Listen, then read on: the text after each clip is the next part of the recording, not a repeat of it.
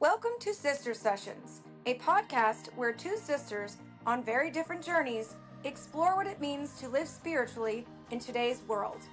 My sister, Jenny Fairbank, is the co-founder and spiritual director of Wisdom Pathways, a yoga and meditation teacher, and a somatic healer devoted to guiding others toward inner peace.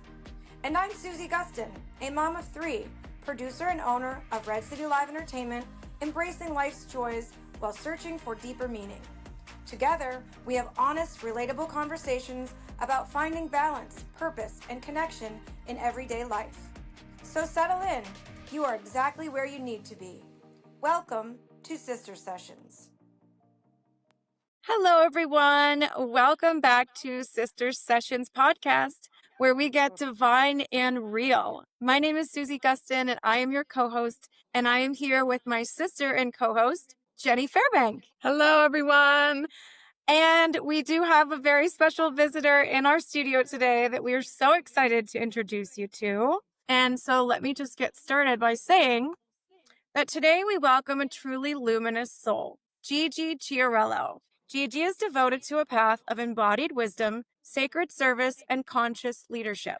She's been initiated into multiple spiritual traditions and brings decades of practice and lived experience to her work, guiding seekers, leaders, and visionaries to live in alignment with their inner truth and purpose.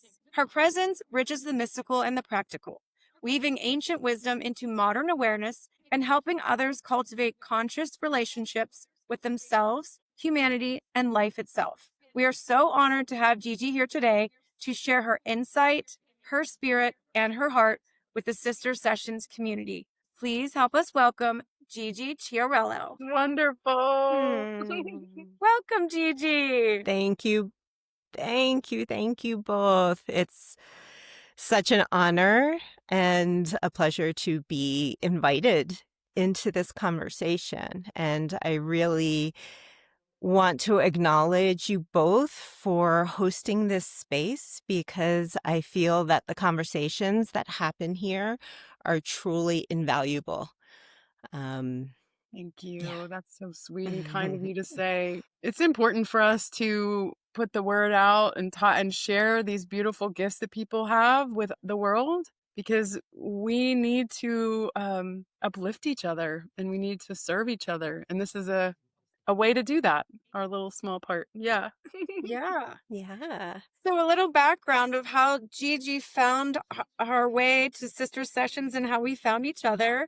So my mother-in-law, Bonnie Gustin, whom I love dearly and trust with all my heart, has reached out and said, you know, she's a fan of the show. And she said, I really think that this lovely woman, Gigi, who I'm dear friends with, would be a perfect guest on Sister Sessions. And, you know, can I reach out and see if she would be interested? And I was like, absolutely. I totally trust your, you know, your opinion on this. And if you think this is a great fit, let's do it. And then Gigi and I had a conversation over Zoom for like an hour and a half, which was the first time that we connected. And it was so lovely. And I instantly called my sister and I said, oh, you are going to love her. This is a perfect fit for our audience, for us as humans.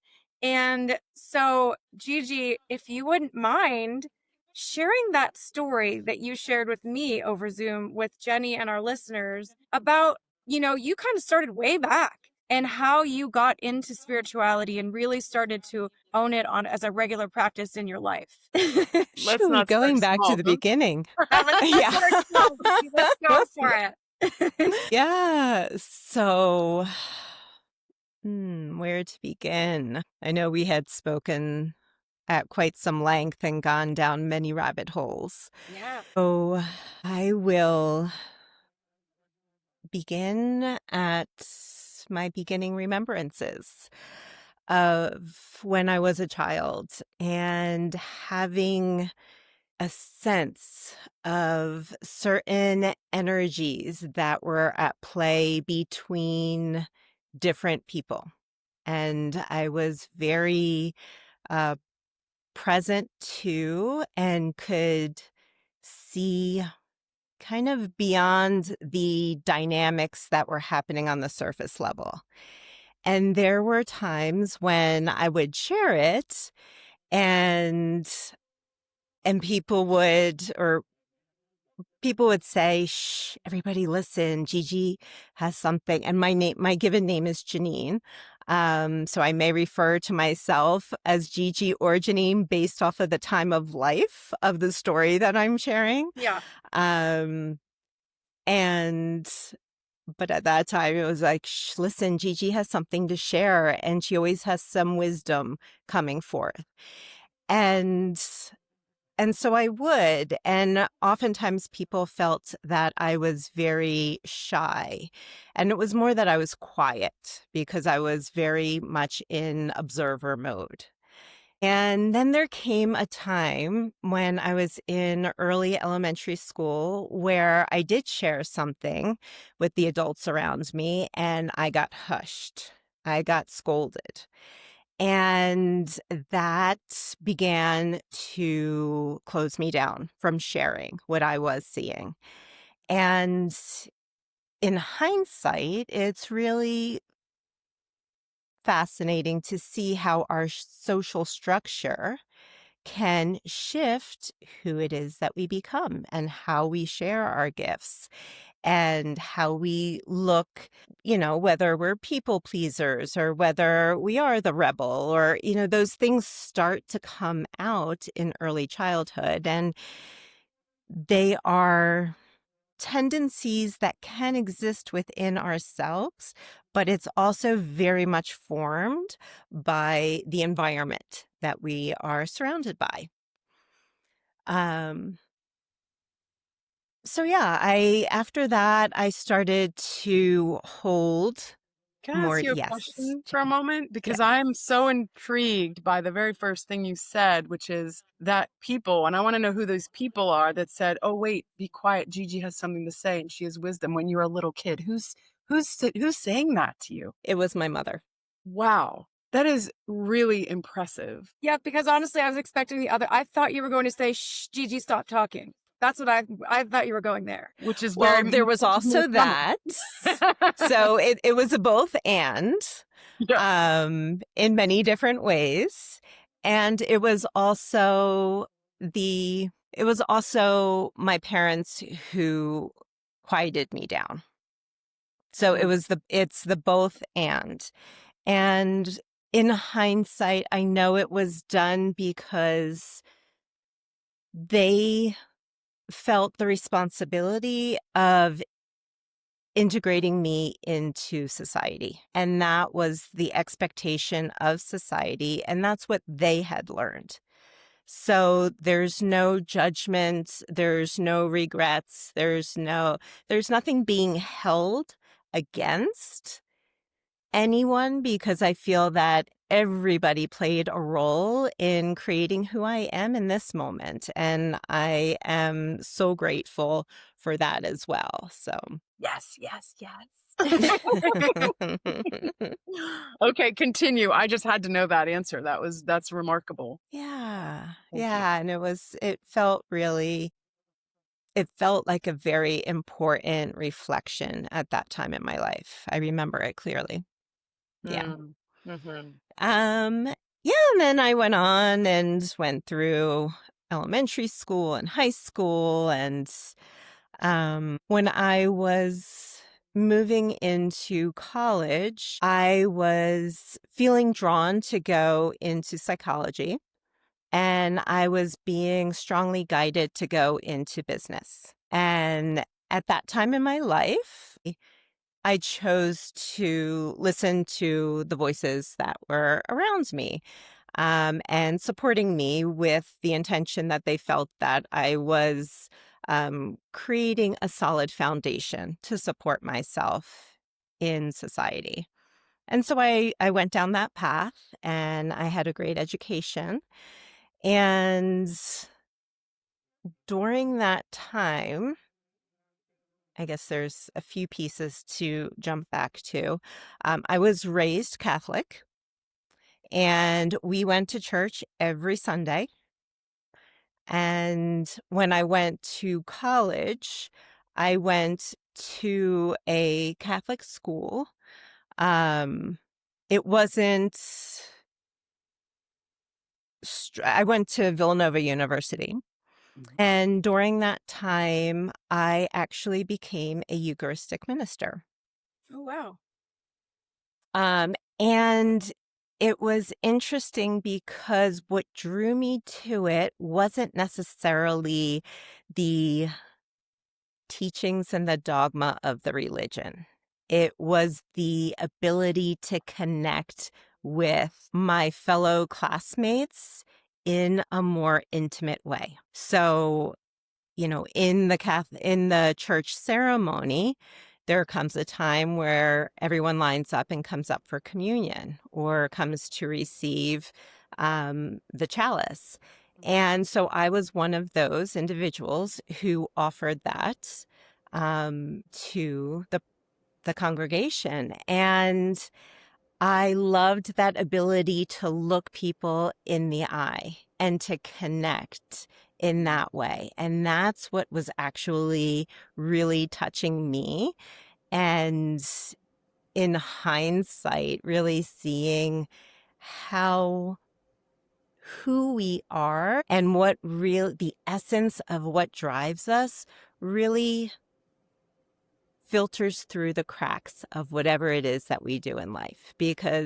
And that's another conversation where I really feel that no matter what we're doing or what situation we're in or what relationship we're involved in, it's really all such potent reflection for who we are, and it's giving us an opportunity to connect in with that essence and to relate from that space. So it doesn't really matter what we're doing, I feel, I in many absolutely agree. ways. It's how 100%. are we choosing to show up? Who are we being? I love that. 100%. Yeah. And what a beautiful thing to have that deep connection, feeling that intimate connection for that moment. And the eyes are the windows of the soul to the soul. And so you get to look into someone's eyes in that moment and see them in a different way than just out in the congregation and then, the world. That is so brilliant. I love it. Susie and I also grew up Catholic Yeah. and we're very, going to church all the time. So we hear you. We see that Yep. part of it. It's such a beautiful foundation to have, even if you don't stay in that same religion. It's the deeper meaning of connection to God and the greater reality that is such a great foundation, I think, for all humans to be able to experience in any religion, whatever religion it is, just to have some kind of foundation, I think is really powerful. Yeah. And it also, another beautiful aspect of it that I felt is that you were a part of community in a greater way. Mm-hmm. Yep.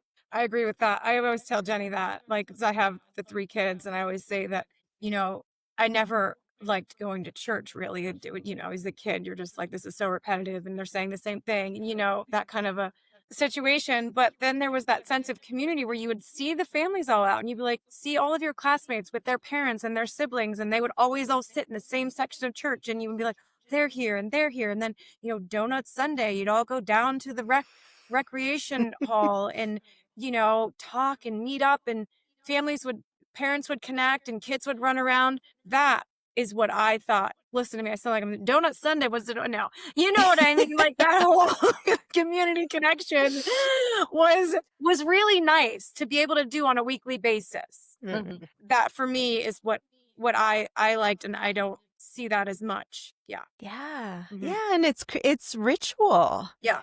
And ritual is still such a big part of my life, although it's changed and evolved over the decades, but that is one way in which it started within my life. And I feel that, if you want to go there, I have lifetimes of being in ritual. Yeah. I know that's not for everybody to speak in those terms, but yeah. Will you share a little bit about what your ritual is now and today's in your life now? What do your rituals look like? Yeah. So do you want me to jump ahead or?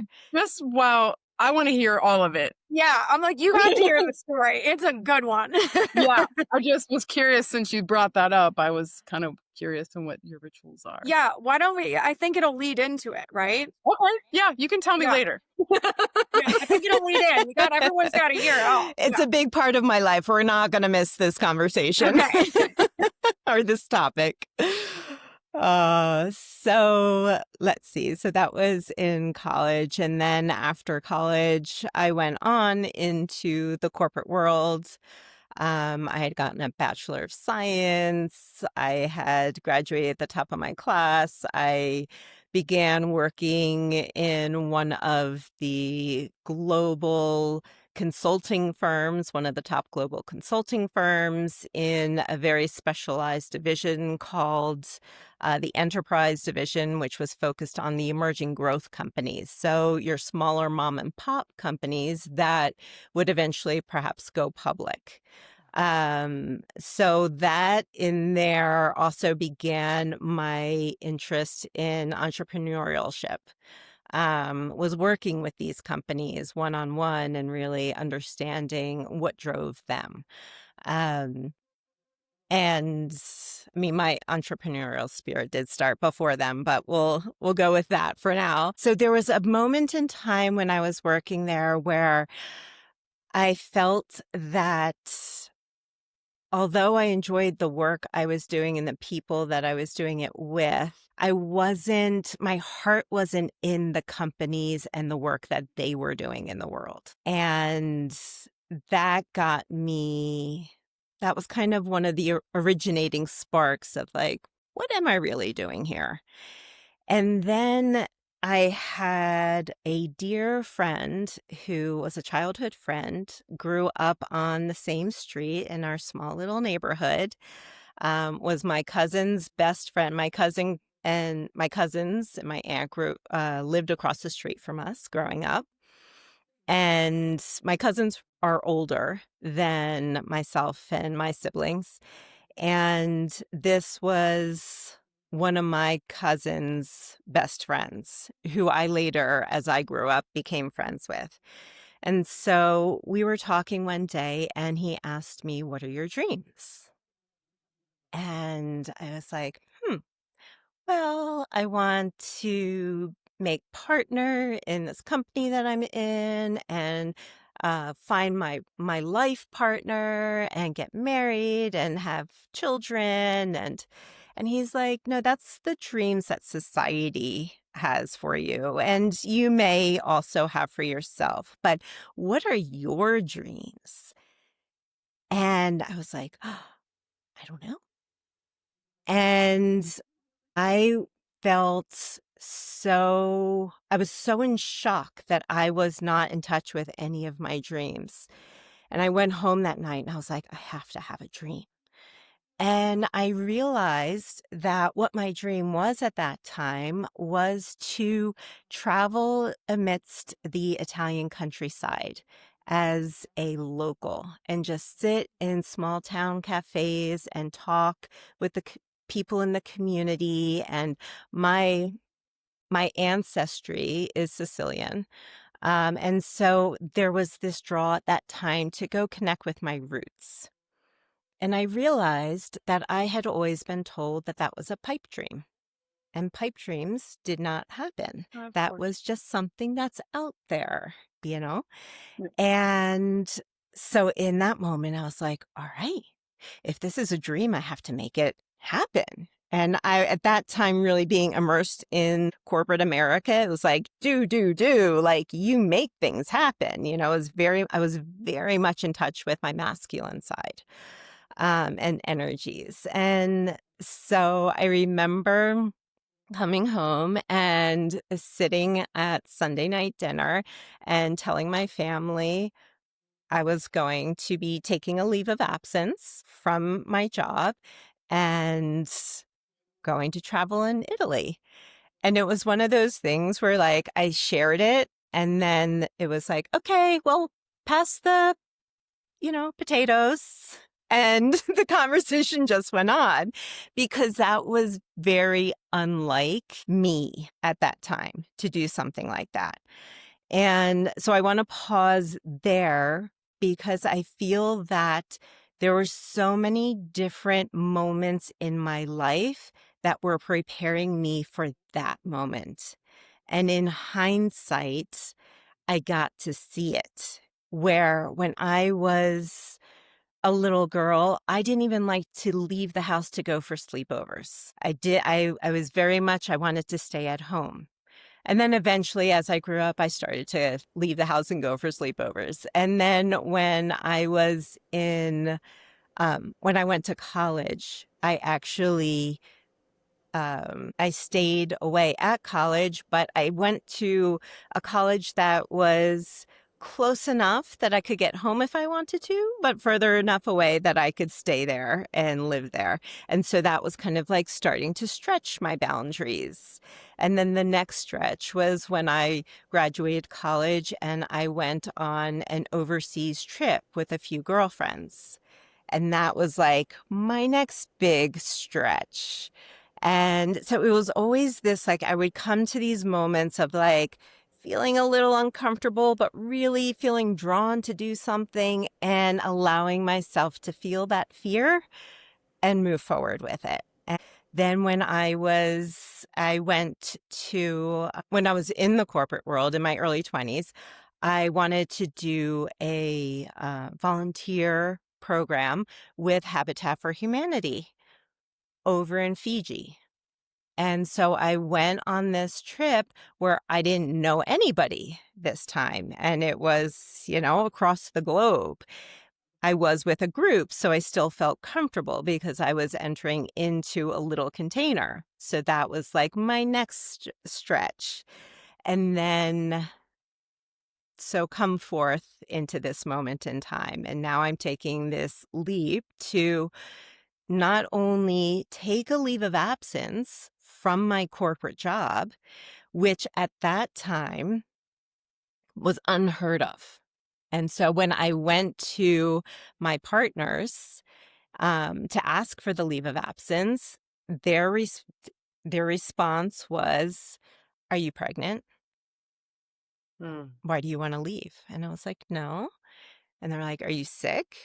And I said, "No." So at that time, the mindset, especially in the corporate world, which was a very different time, it was still very dominantly masculine driven.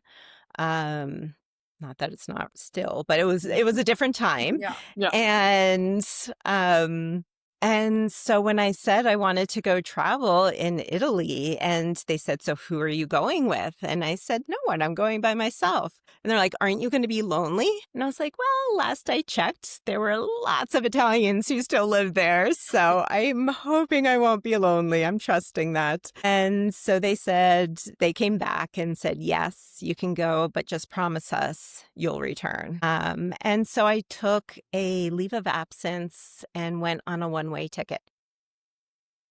And while I was over there, I felt I will figure out what I want to do with my life. And if I do want to go back to the corporate world or shift in another direction. And while I was away, within 6 days of leaving, 9/11 happened. And so I was over in Italy when that happened. And one interesting point, too, that I want to share here is that before going, some of my dearly concerned parents, my parents, were saying, "Well, you got to be careful because there's terrorists abroad." And I'm like, okay.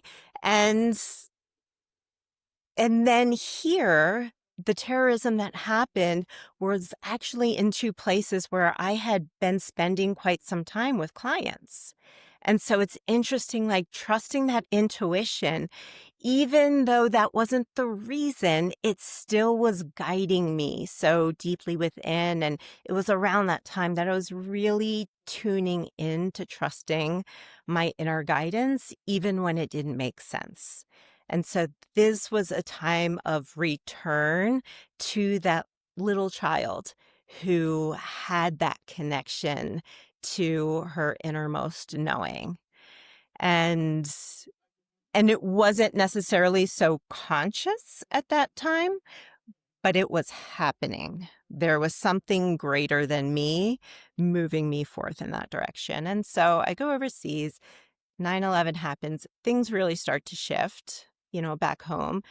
The company I'd been working for was being indicted in a very public lawsuit.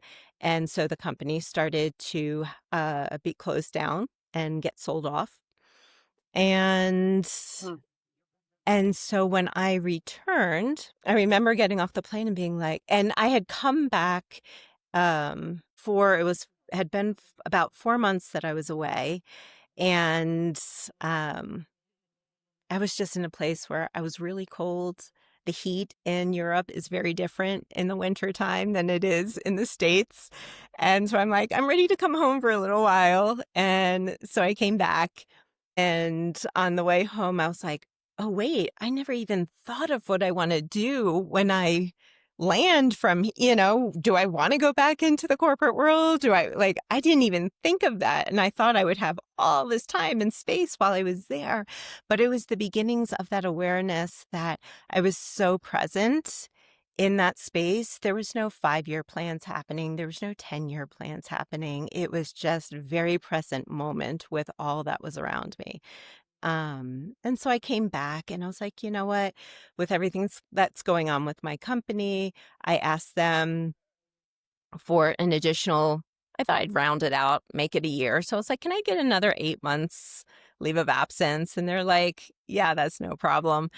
And then I began to really drop into what direction do I want to go? And I knew if I went back into the corporate world, that was going to be my path.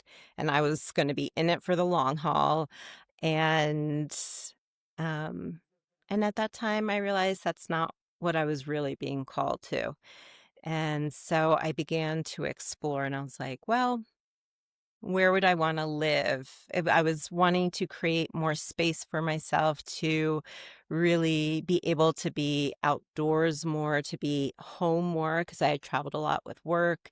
And so I was like, people always told me California had great weather and was super laid back. And why don't I go check it out? And I grew up on the East Coast. So here was that next big jump where I moved across country to California without having a job, without having any friends or anyone that I knew, and just landing there and being like, all right, let's see what happens. And and so I I did take a little consulting work to get my feet on the ground, but it was at that time where I remember sitting on the beach one day and it was the middle of a work week and there were tons of people on the beach. I'm like, what do these people do? Like, what is the work that they do? I want to do that. And so I made a list. If I could do anything that my heart desired and really thrive in that in my life on all levels, what would it be? And I made this long list and then opened to what started coming through.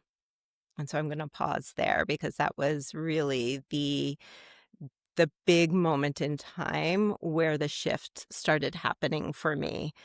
I'm going to Wow. pause because I've been talking a lot.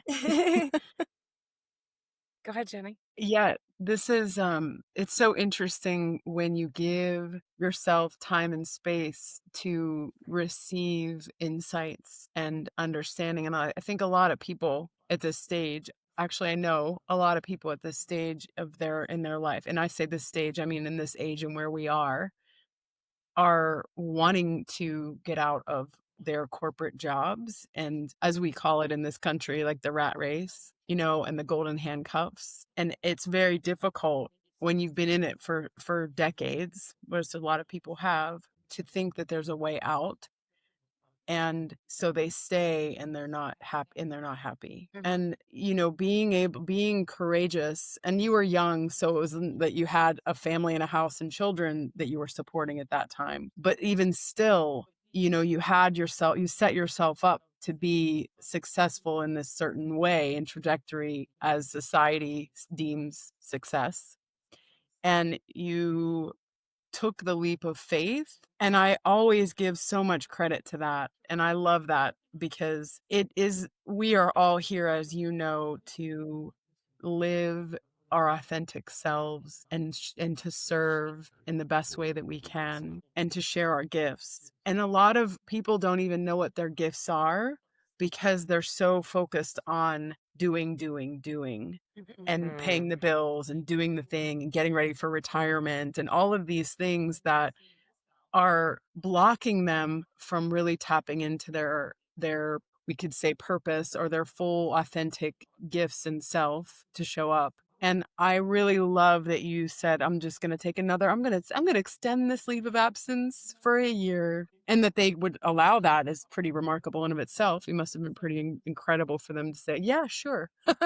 Especially then. And so that's really amazing. And then now to then find out, as you gave yourself that time and space, in the next section of your story will reveal like what actually came to fruition because of what you've done for yourself, given yourself that time. I love that. Thank you for Yeah. sharing with You me. hear that all the time, right? With people that when they make these big leaps, it is because they got still. They stepped outside of their normal rat race, as you said, and they listened. They went inside, they went inward, and they found all the answers. Yeah. Oh, and everything's inside of us. It's really it's really amazing and eye-opening and beautiful to hear these stories. Like, through this podcast, I feel so much gratitude for connecting with people like you who are so, gracious to come on here and share your stories, because it's so lovely to hear and to learn and listen. And let's continue on. Let's hear where this is going.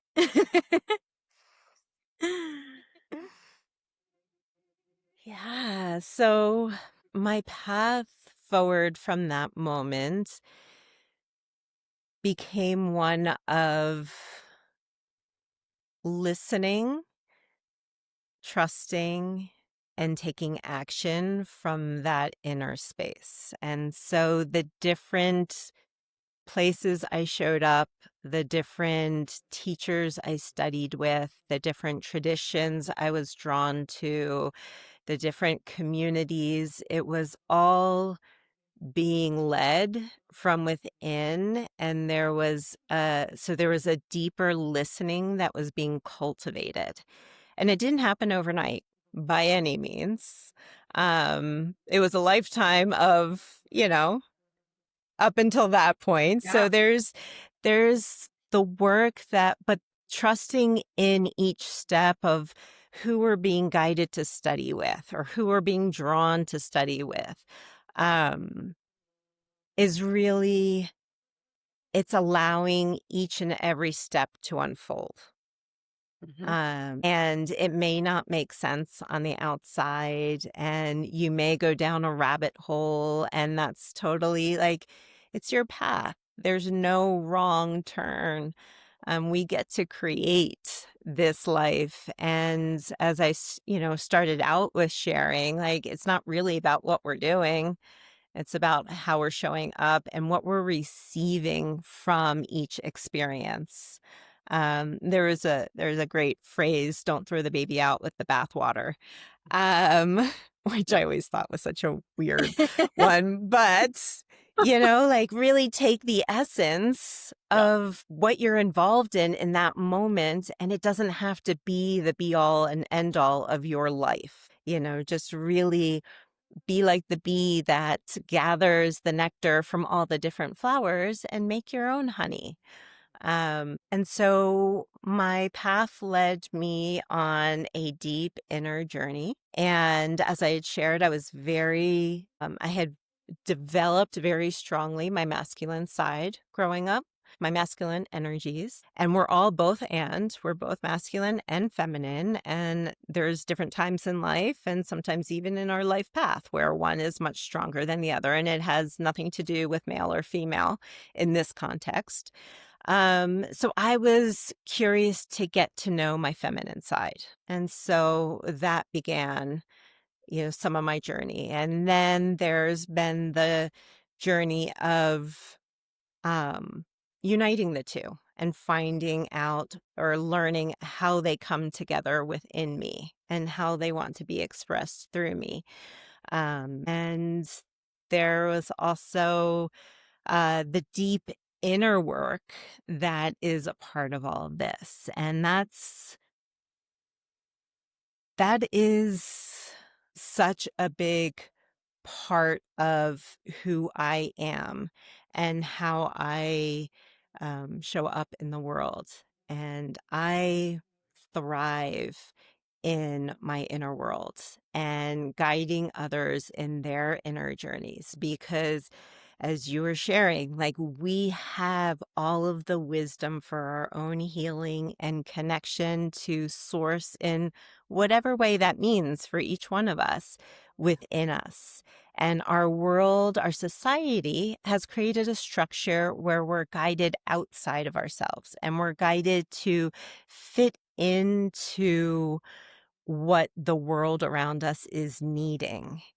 And so coming back to self, to get still amidst the fullness and the chaos of our lives. And there's many different ways where that can happen or how that can happen. And to begin listening deep within and to allow to sit with it all that stuff um, that we're not present to because of the noise outside or that we're not wanting to be present to. And so we are seeking a lot of outer energies and engagements so we don't have to deal with what's going on inside. We've got TV, we've got noise of, listening to things, music, and not that these things are bad in and of themselves, but it's how we choose to use them, how we choose to engage, right? It's how we're relating to the people and the things around us. And so I feel that the essence of my work is really inviting people and holding people in that space of going within and staying in that inner journey, not 24/7 necessarily, but oftentimes we start to dive in and then we hit an edge or a ledge and we pull back and then we go outside of ourselves and we get nice and busy again to avoid what the next level or layer was. Mm-hmm. And so I hold people in that space without judgment and going deeper and deeper within to move past the habits and patterns and beliefs and stories and ways of being that we've created to survive in this life. Because that's what it has become, is survival. And I feel that, as you were sharing earlier, we each have such unique gifts that we come into this world with that are so integral to what is being created here. And to hold space for people to go back into that, to discover that for themselves, and then to support them in bringing that forth in a way that's thriving in this world and create a new paradigm where the social structure is one of supporting people and doing their inner work. And that in and of itself is going to lift each of us up. And if we can, as we do it for ourselves, it's like that Marianne Williamson poem that we all know about, the light, as we're each shining our own light, it's giving others permission to do the same. And because we've come to that peace within, we're able to hold that space for each other around us in doing that for themselves. And so I have taken myself deep into this process over the last couple decades. And, it doesn't necessarily have to take all that time. My path was one that's where it was going, and it's still evolving. I haven't arrived anywhere in particular, but I'm in this place now where I am really, I feel very blessed for the journey that I have been on each and every step of the way. And there's been lots of challenges, and that offers us reflection and opportunity for growth within, if we choose to see it that way. Yeah. And If I may ask, will you share? I know one of the common links that you and Jenny have is your path with Phoenix Rising. And Jenny has started a path there a long, long time ago. And you had mentioned that to me, and I don't know if you remember. I was like, oh my goodness, Jenny did that. Like, this is something that you guys have in common. So if you want to share with us how you started Phoenix Rising and where that led you. yeah, absolutely. Interesting. That was one of my first, the first trainings that I did after having moved to California. So I had started one step further back when I had, transitioned to California, and I was doing some traveling, and I happened to pick up a yoga journal when I was at the airport, which I'd never picked up a yoga journal magazine before. And I was flying to visit my parents in Florida, and I came across an article about yoga for the special child. And I was like, I love yoga. And I've done a lot of work with special needs children or children with special needs. And I would love to merge those two. Those were two of my passions that had been on that list that I made on the beach that one day. And so I was like, let me go and do that training, and it's really fascinating, the pieces that are present to us if we choose to open our awareness to them, and the signs and the guidance that we receive.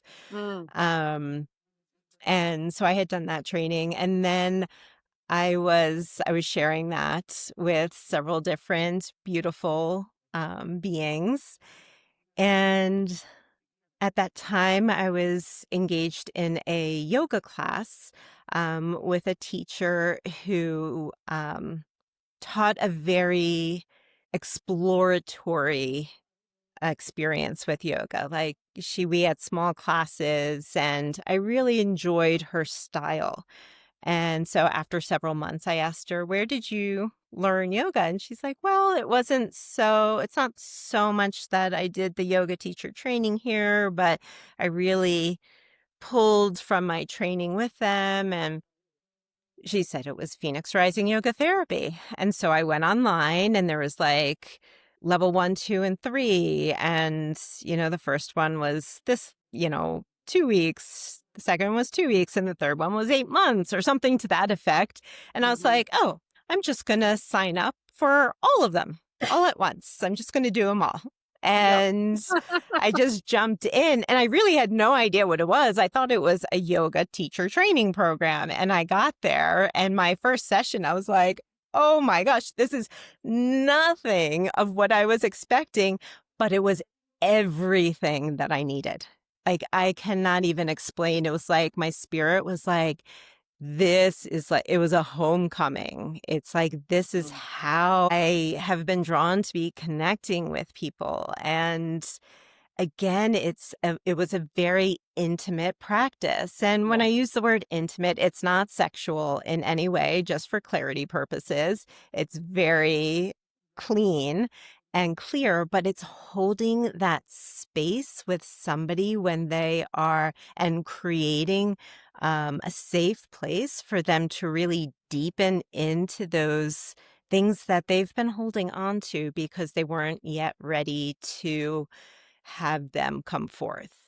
And in these sessions, really powerful moments, even as a student holding space for, other students in the program, like the powerful healings that were happening, that were coming forth from them, because it was all about a reflection back to them of what was arising. And it's done in such a beautiful, graceful way that is so powerful. And yeah, Oof, it I was, couldn't agree with you more.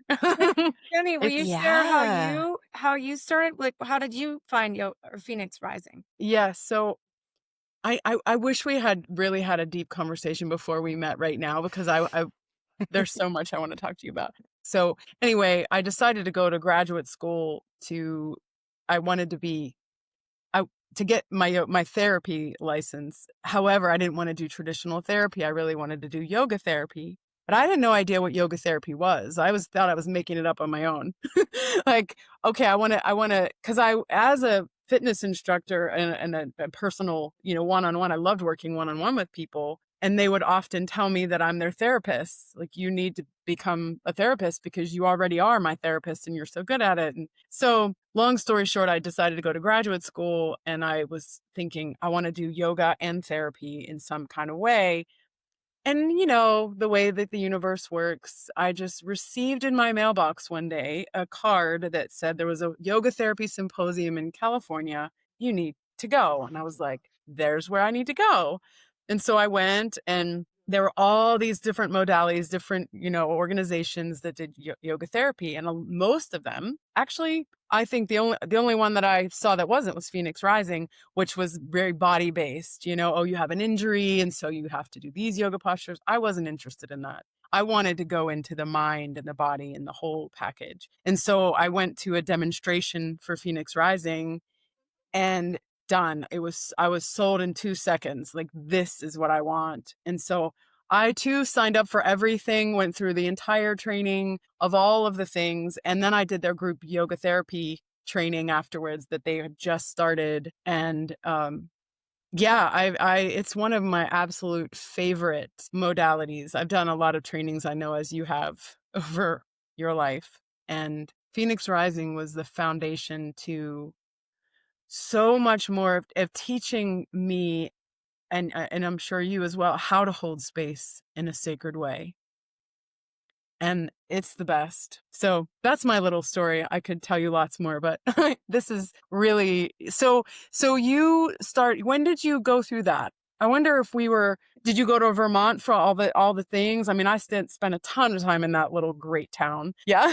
Yeah. What years were you there? It was probably right before they did their yoga therapy and their yoga teacher training programs. I finished right before that. I would have to look back on the year in particular. I think I probably wrapped things up at the beginning of 2006. Huh. Okay. Yeah. So I was right after I think I started in 2007, 2008. Like, that's when I began, maybe, yeah, somewhere around that. Yeah. So interesting. It's so Yeah, interesting. Yeah. it We just missed is. each other. And yeah, here you are.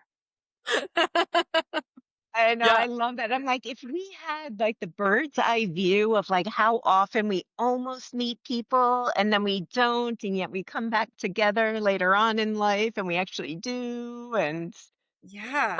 it's So cool. Yeah. fascinating. That's so interesting. So Gigi, tell us about today. Like, what are your practices today? Yeah. So before diving into that, a little bit Yeah. just more high level of like some of the Oh yeah. programs and things that I've been drawn to and the different traditions, spiritual traditions that I've spent quite a bit of time studying with masters in, because each of those have informed a part of who I am. And again, it's like that essence that was really the connection with those teachings, um, and really receiving the pieces that I was needing for my journey. And so I've studied in the Celtic priestess lineage. I've studied with Mayan masters and spiritual gurus in India for years, and a mystic matriarchal lineage Indian teacher privately. And then I had my own, like, the Catholic upbringing that I was sharing with you. And then the yoga teacher training. And I also was a teacher for a while. And then I was also a Thai massage therapist and practitioner and a teacher of that for many years. And I became a birth doula, and I've studied end of life midwifing. And so the essence that was really starting to come forth, and there was more intertwined in that, but for me, ritual was really that energy of, for me, the importance of ritual in my daily life. And it doesn't necessarily have to be like this big, expansive, spiritual container. It can be the smallest ritual of, like, how you make your coffee in the morning. And really, that is like embracing and really infusing yourself with the energy of whatever it is that you're doing. And I will talk more on my rituals that I'm currently engaged with, but there's that energy, um, and then the energy of transitions and the potency of the energy that is embraced or alive in that space that so many of us rush through to get to the next thing. And in my Phoenix Rising yoga therapy training, my mentor, during that program, one of um, his reflections for me was that transitions often offer the essence and the juice of life, because in that practice, it's not just about how you're moving people, but it's the process of it and really being with them in that movement, and what's coming forth and what's being released, what needs to be released, and what are you opening to. And I really, that term transitions has really become such an integral part of my own personal journey, because of the power that lies within it. Are you speaking of And transition in multiple transitions ways? are Like physically in multiple the ways. Yeah. Okay. Okay. Yeah. So thank you for asking for that clarification. So, transitions from the most subtle, where every moment we are alive, we're breathing. And so there's the inhale that's happening. And if you're present to it, there's a micro moment, perhaps, of a pause before the exhale happens. And so that pause is a transition between the inhale, between what you were taking in, and then what you're going to be releasing. And then again, at the bottom of the exhale, there's that pause, a very subtle pause before the inhale begins.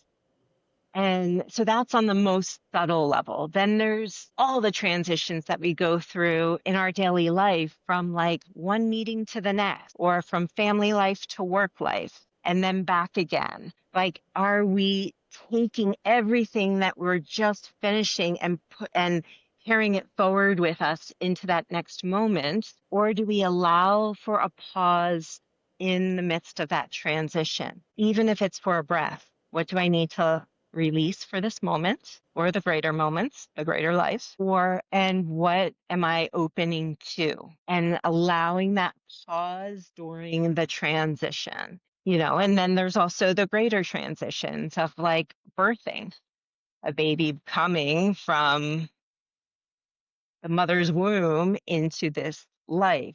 And they literally call it transition, that the mother is in transition during that phase. And then when we're leaving this life, we're transitioning. As our last breath happens here, we're transitioning into the next experience or next moment of Thank you for our explaining that. existence. Mhm. whatever way. Absolutely. Yeah. And that's so interesting because it's a big part of my work now I have a business called Wisdom Pathways, and we work with a lot of people who are in transition and a lot of people at this stage. And I say this stage again, it's the world, what's happening, and how a lot of people are wanting to change their life in different ways. And there's obviously a lot of fear that comes with that, a lot of fear of the unknown, and helping people to move through that in a way that is very recognizing the sacredness, as we know everything is sacred. And if we can see that and live in that sacredness, that transition needs to be, you need to be present with it and aware that there are emotions that arise. You need to go into the feelings that come up around the transition and all that happens, with big and small transitions. But we're as a collective, wouldn't you say, as the earth itself is in her own transition in this moment? Yes. So Yeah, we're in fascinating times. we are. And so true, like right now, and at any point, it's like when we're in one reality, and maybe that's our work, maybe that's our job, and we're feeling that calling for something else, and we don't know what it is. And it's having that courage to get curious and to allow yourself to enter into that unknown space, which is often that transitional space of like, I know this is coming to a completion, but I don't yet know what is to come. And so I'm stepping into that liminal space in between those two, and to pause there and to see what's arising and to get curious about it and to turn within. And that's where the shadow work and the inner work that I've done for myself and guide people now in doing is going into that. What beliefs have been running your life? What stories and patterns keep playing themselves out that may no longer be serving you? Like they may have served their point. They did because they exist.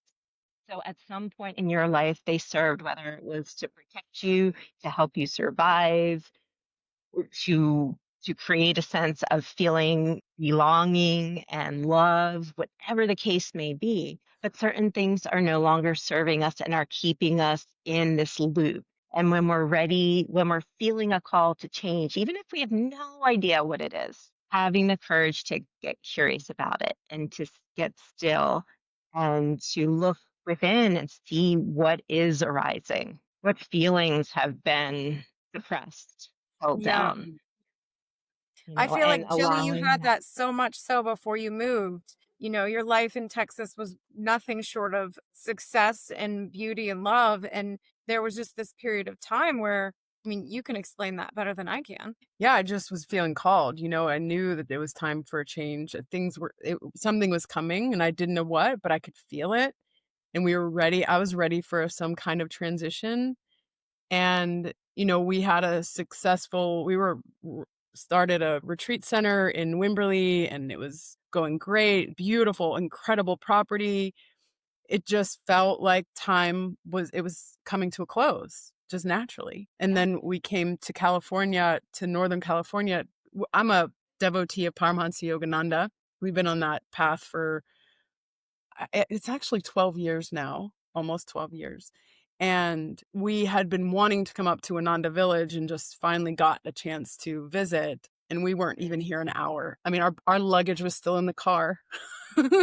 And my husband and I looked at each other and said, "Oh, this is where we need to come. Here we are. We need to come." And you just listen. You trust in your higher self is always talking and knows. And within a year, we bought a house and we moved. And it was seamless because it was a part of our path. And that it's right when it flows, when there isn't. I mean, not saying there aren't going to be Challenges. and certain things, but there's a real different feeling when that it's right, and things do start to just kind of fall into place when you're on the right path, and I always think about it, you're just floating downstream instead of trying to go upstream and fight against what is. Yeah. Yeah. I love that. And it's so true. And it's such a great point that oftentimes transitions or moments of change come even when things are seemingly perfect, and you have been living in such a way that felt so good. And yet it's like, okay, that's complete. Or I've received everything that I need to receive from being involved in this, and it's time to move on. So it's not just at times when there's that like friction creating that impetus for change. It can even come in the quiet moments. And it all comes down to really creating that space of listening deeply and awakening to the awareness of what is shifting for us. Yeah.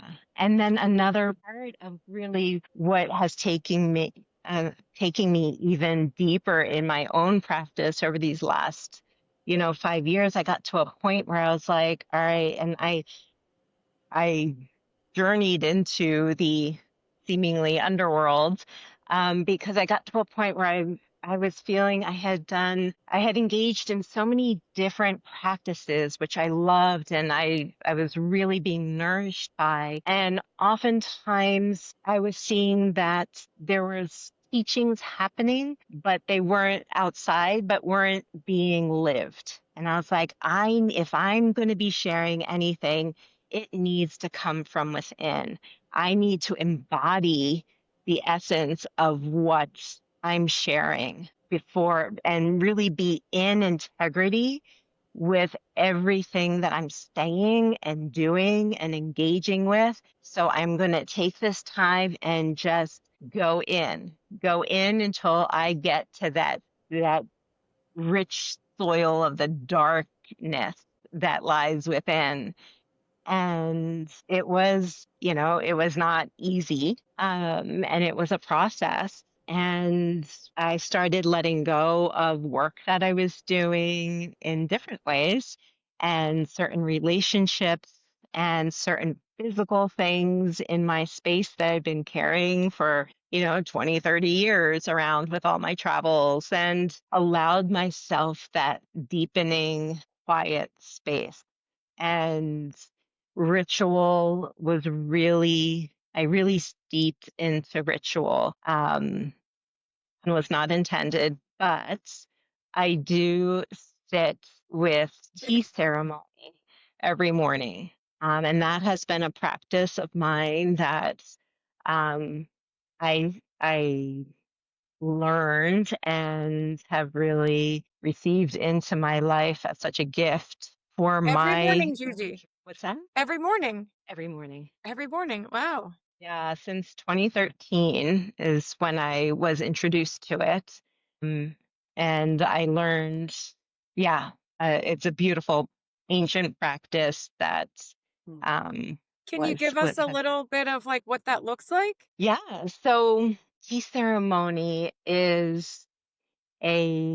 is known as Cha Dao, which is the way of tea, and it is connecting us with the essence and the teachings of nature and inviting us into present awareness and being with ourselves. And it's a beautiful it creates a stillness for deep listening and Do you do this yeah, alone and daily, or do presence. you invite friends in? Do you invite people into it every day, or is this something you do alone? So I have my own personal practice, which I do by myself. And then I also do share tea ceremony in groups, um, or with individuals. I've recently actually started doing it virtually as well, because it carries an energy and an essence that traverses space and time. And it's really when the intention and the space is being held, offers, welcomes, and invites people into all the gifts that it has to offer. So I do both in person and virtually. Yeah, sometimes if friends come over, we'll sit for tea, and it's a beautiful practice. So there's the pouring of the tea, and so the setting and the way it is set up for that day speaks without words to perhaps some energies that are present in nature at that time. And then there's the ritual pouring and serving and sitting in silence together is really powerful. And it's a beautiful way to drop in to self amidst community if we are doing it in community, and to feel that depth, because oftentimes when we are with others, we're chatting away, and things can go in many different directions. Whereas this is a container that really holds us in our own inner space and our own inner journeying. And then when in group, I usually open up the space for sharing, to be witnessed in what's arising from within, and to also witness one another in that space and holding that space for them. So it's not really crosstalk that's happening, but it's a deeper sharing that's invited in. That's such a Yeah. powerful practice, and to have that's part of it's kind of your part of a meditative practice for you, would you call it, for when you do it on your own? Yes. Yeah. Yeah. So there's the both, and because the beginning parts for me, when I'm sitting in silence, it's inviting in presence and awareness to each and every movement that I'm making in the ceremony. So it's different than meditation where you're dropping within. Yes, for sure. So my practice starts with that, and then I do, I'll sit for sometimes a couple, 2, 3 hours, depending on what's happening in my life. And so um, I do allow it to shift into meditation. I may be doing certain readings for the day, or sitting with my astrology. I also do practice astrology personally, and I also interweave it with client work. But I've been a student of that since 2006. And I feel that, that's another part of nature. And so in some ways, my deepest connections are with nature, because I feel and have experienced so many lessons and reflections in my life with nature. And the stars are fascinating. And for me, knowing what's happening in the stars with respect to my own personal birth chart, and we each have a special birth chart based on the moment we took our first breath, and based on our location in the day and all of that. Knowing it has allowed me to feel that bigger connection, so that when I'm feeling the energies within my being and I learn what's happening in the stars with respect to my chart, it's like, okay, like right now I'm really being gifted this opportunity to experience this energy, whether it's a super challenging moment and it's like, okay, like I have something to work with here. Like let's work with it and through it. So it gives me that extra support and guidance. Yeah. When you talk about your clients and experiences you're having with your clients, can you share with us, so exactly if somebody were to reach out to you, what kind of services exactly do you offer? Yeah. So I the greater energy of it is creating space for people to return to the truth of who they are. And so the different ways which I'm currently supporting people in doing that is through tea ceremonies. And then whether it's private or in group, or for a special occasion where friends are wanting to come together, or virtually. I do it once a week virtually. And so that is one way. And then the other way right now is through spiritual life counseling sessions. And those are one-on-one sessions. I typically invite people to do weekly sessions to dive deeper in. But depending on what's going on, if somebody is in need of an individual session, then we do that as well. And if someone wanted to reach out to you, how would they do that? Anyone listening is interested. Yeah, they can do that on my website, which is illuminatingsource.org. We'll put that in our show notes And too. so this was born, thank you. This was born of my last, or this, the name and what's moving through now is really came when I was in the depths of that dark inner journey, because there was this sense of as I shared before, I really thrive in that inner exploration and really having that opportunity to look at what's arising for me and to be with it and move with it. And I know that's not everybody's jam. And so I feel that one of my gifts is holding space for people to be in that deeper inner work, because as we shared before, that's where the healing of our world is really going to come from, because there's so much inner dissonance, there's so much warring that's going on within, so that's only going to be reflected outside of us.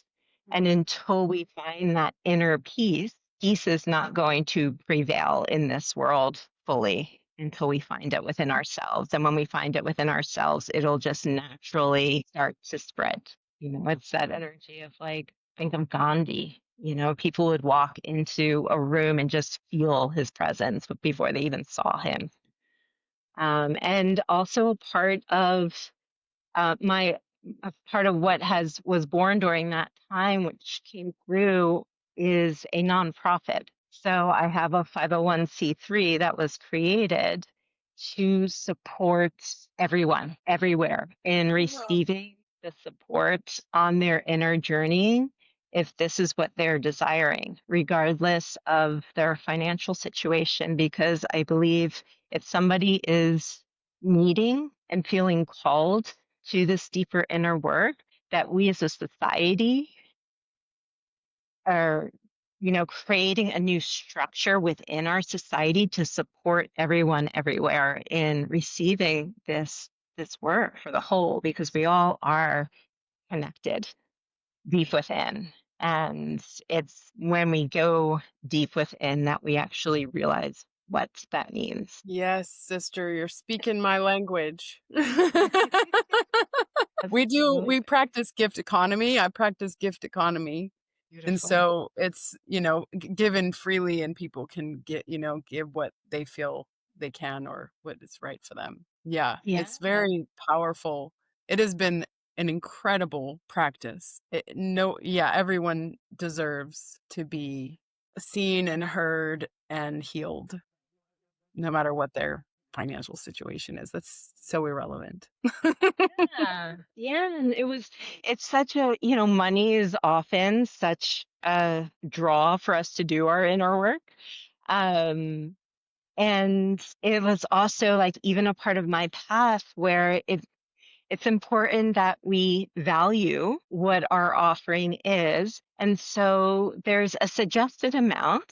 And then I invite people to offer, if that's too much or too little, then offer more or less. Like, offer something that you feel aligned with, that represents a true commitment to the work that you're wanting to do, and that honors your financial circumstances and honors and find that balance for you.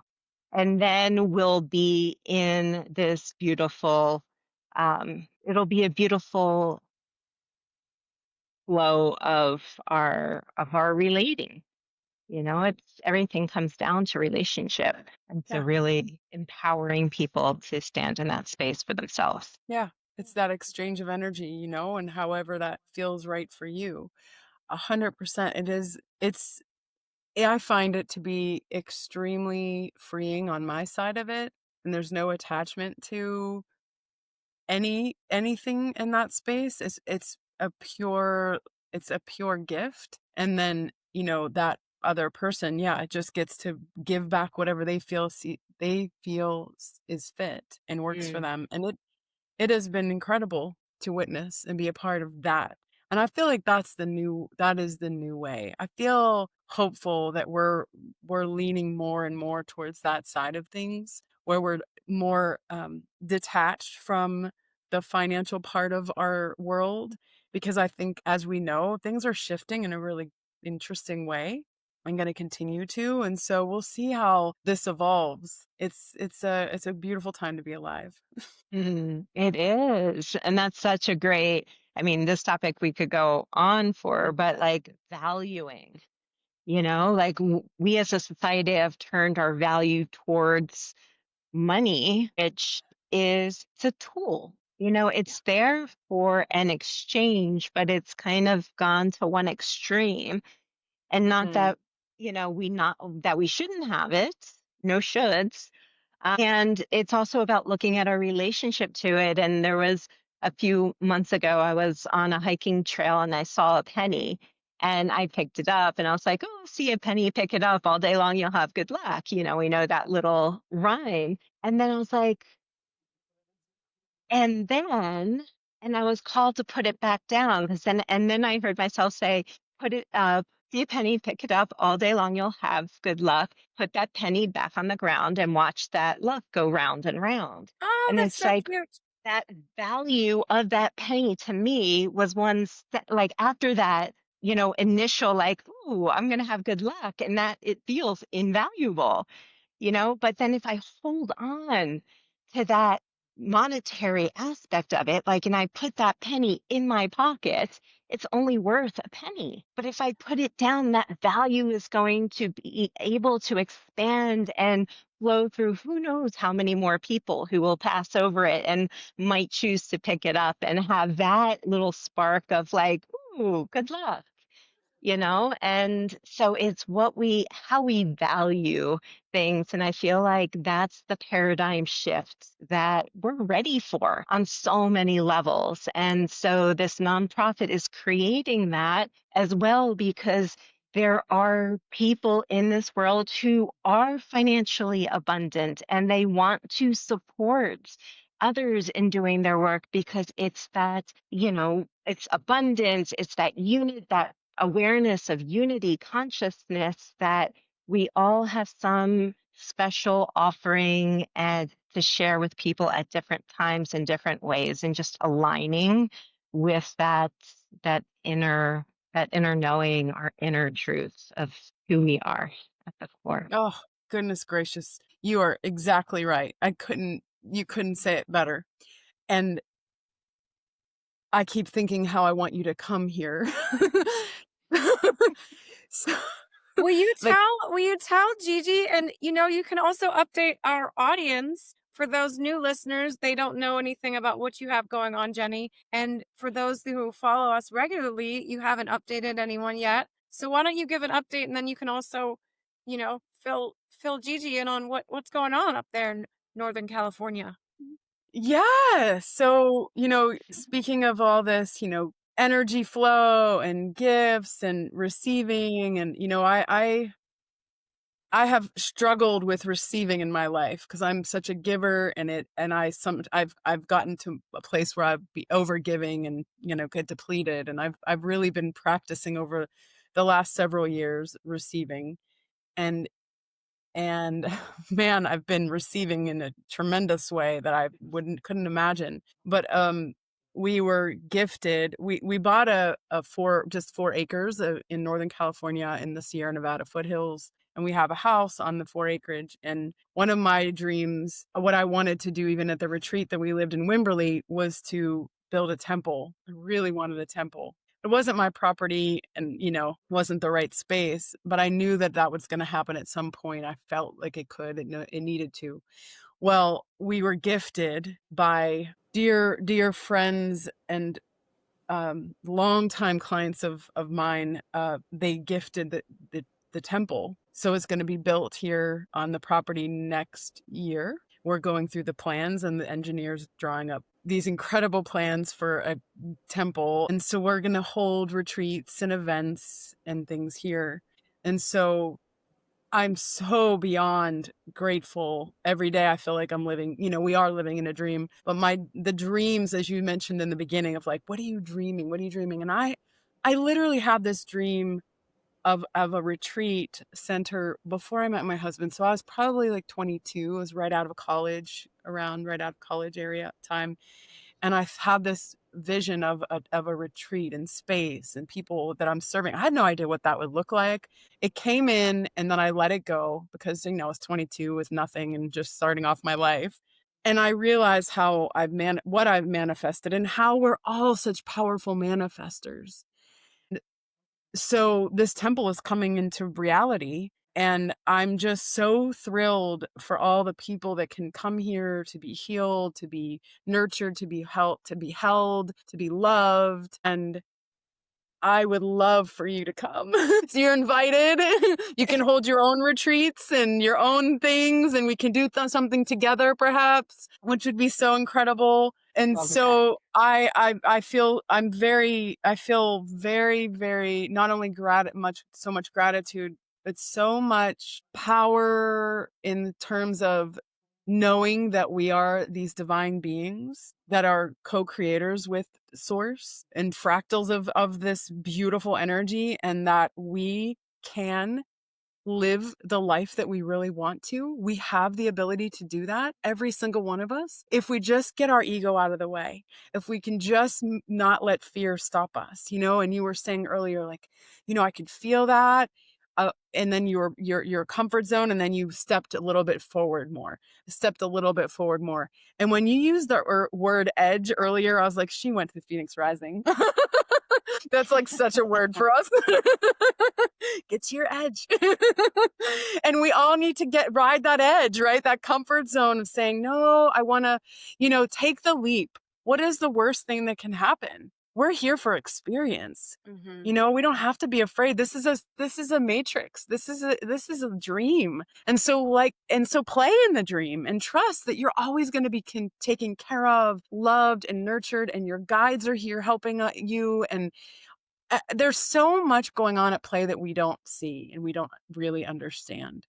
But when we trust, and surrender and trust have been my two words I've been using incessantly in the past probably year or so. Trust and surrender, because you don't know until you try. Yeah. So it's just, it's amazing. Yeah. Beautiful. Yeah. And if you're Congratulations. oh Thank you. yes, I know, it's Yeah. so exciting. Really, I still have a hard time believing it, but it's here. Wow. Yeah. It's going to be amazing. I'm so glad that we were able to share the update, because I know this is kind of all new news. So sharing it here is really important. So everyone knows what's up. The healing What a sanctuary. gift. What a gift to the community around you and your extended community to have this as a sacred space to come and be together and to really immerse into those depths amongst like-minded community. Mm-hmm. Yeah. And what's really so special, very special to me, is that the builder and the architect, the engineer of this building engineered the Temple of Light at Ananda Village. This massive I did not temple. know that. Mm-hmm. He designed the Temple of Light, and he's designing ours. And then the builder has also been on the same spiritual path for his whole life. He raised his children at Ananda. And so we are just around these amazing, highly advanced souls, who are infusing their energy into our space. And I'm just like, I'm blown away, Gigi. It's mind blowing. And I am just riding the wave, I'm just riding the wave. I'm not in charge. I know that. And I'm trusting and receiving and surrendering. Yeah. Beautiful. It's powerful. So I could talk to you all day. I feel like we're just getting started. Let's continue. I would agree with that. I knew this was going to be a connection. I said it all along. Oh, yeah. You're seeing it right Yes. here. Listen, Sister Sessions listeners, our fellow sisters and, Brothers. male and female brothers. Isn't this amazing? Like, look at the connections. The guests that we have, Gigi, you're incredible. And it's just so unreal that we have this platform to share all of these lovely, wonderful, spiritual people who have so much wisdom and love to give. And arms are always open to everyone. Like, hey, I'm here. Here's how you can connect with me, which is so beautiful. I love it. Yeah. Anybody And ready thank for you some for- rapid fire questions? Goodness. Oh no. Gigi, are you ready? This is Oh, super no. fun. And feel free to elaborate. You don't have to just give us one answer. There's no wrong answer. Again, I hear that music that we don't have yet that plays before rapid fire. Hear it. Yeah, a little. All right, so here we go. Sunrise or moonlight? Both. Did you know? You didn't know, but my last name, Chiarello, means the moment right before dawn. And Nice. I'm ruled by the moon. So I have a really strong connection with the moon as well. So I'm going to say both. That is Final a answer. very, very good reason of saying both. And may I please go back one little second and say, I am saying your name incorrectly. And I thought I was so right because Chiarello is what I'm saying. You said it beautifully, Chiarello.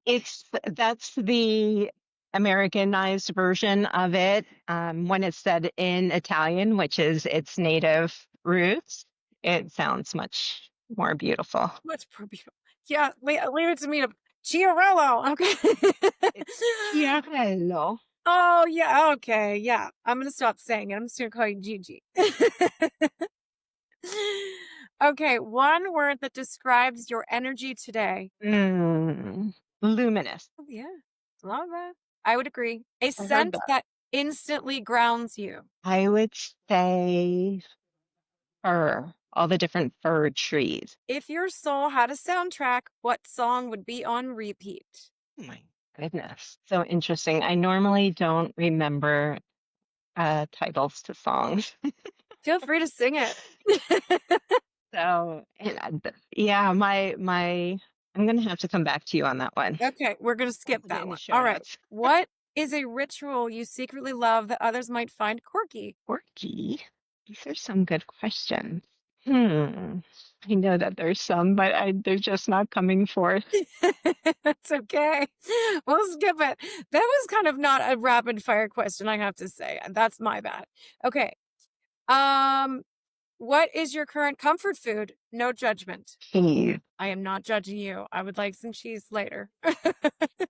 I try different diets to see and different foods just to see what works for me. I'm not into labels per se, but more about how foods are or how my body is responding to different foods. And so most recently, I have been working with a vegetarian keto diet. And and part of it is I can have all the cheese I want. And I've been a vegan for many years, and I normally, I have different relationships to those foods. But right now I am enjoying that. Okay, so that's cute, and I'm gonna use that as an excuse. I'm gonna slap somebody's hand away and say, "I'm on keto. I can have all the cheese I want." That's my thing. All right, what is a phrase or a quote that always brings you back to center? I am love. I am peace. I am joy. I am light. Okay, what is something you believed 10 years ago that you don't anymore? These don't feel like rapid fire questions. I'm not gonna. I tried to get a little bit deeper this time to do something different, so maybe I need to remember that one-liners are better. Okay, but I would love to know that. Is there something that you believe? I'm one who will You normally don't have quick responses to things. It's more like, oh, I need to sit with it and let me feel into it Yeah. and what's present now. And so, yes. Okay. Is there anything you want to share with that? Something that you Well, believe, we'll just say years ago, that you don't anymore. so I believed years ago, I believed 10 years ago that I was going to stay put and not do any traveling for quite some time. And so for the first time in my adult life, I welcomed in 2 rescue kittens. Because before that, I was traveling all the time, India, Mexico, Costa Rica, Europe, like constantly on the move. And so I didn't want to subject sweet pets to that. But 10 years ago, I had thought, like, all right, I'm gonna hang put for a while. And these sweet little beings came into my life. Literally yesterday was their 10-year anniversary of arriving in my heart and my home. Aw. And within 6 months, I was on the move again, and they came with me. I just Aw. started traveling with Aw. them. Lucky little kittens. Yeah. That is so awesome. Well, this has been such a lovely, fun, amazing, uplifting time with you. And we can't thank you enough for sharing and coming on here. And it's been a pleasure. And is there anything that you would like to leave our audience with? Anything you'd like to share to end it off? Yeah, 2 kind of fun words to integrate moments of pause and invite in an awareness of presence and an invitation to shift. And those 2 words, one is when we hear ourselves saying the word should. I should do this, you should do that. Years ago, a friend of mine and I were joking around, and one of us had said it, and the other one said, "Are you shooting on me?" And it brings that moment of laughter because you think you're hearing something else. So it brings that pause, laughter, and then it gives that moment for reflection. What energy am I putting out there of expectation or so shoulding, inviting that into your awareness. And then the other word I would invite in, you would know this word if you're a golfer, but mulligan. So oftentimes a mulligan means a do-over.